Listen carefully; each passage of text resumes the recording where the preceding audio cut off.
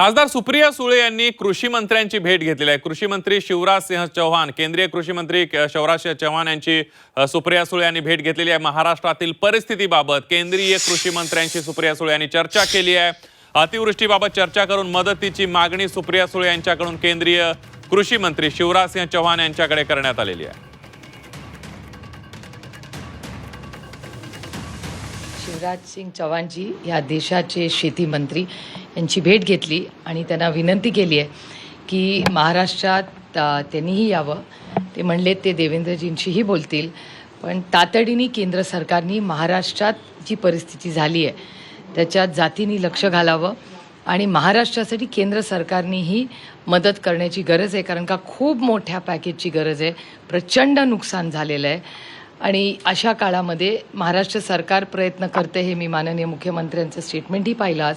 पण त्याबरोबर केंद्र सरकारने ही महाराष्ट्राला मदत करावी ही विनंती करण्यासाठी मी माननीय शिवराज सिंग चौहानांना भेटले। सुप्रिया सुळे यांनी काय काय मागणी केलेली आहे केंद्रीय कृषी मंत्र्यांकडे बघूया।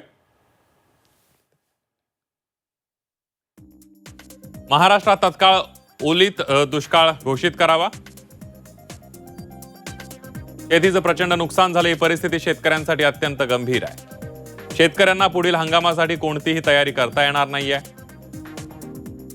त्यामुळे महाराष्ट्रातील स्थिती ओलीत दुष्काळ म्हणून घोषित करणं आवश्यक आहे। महाराष्ट्रासाठी तत्काळ आर्थिक पॅकेज जाहीर करावं।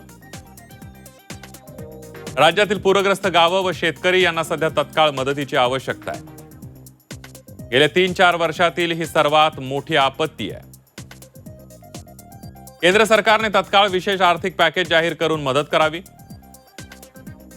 शेतकऱ्यांसाठी संपूर्ण कर्जमाफी करावी।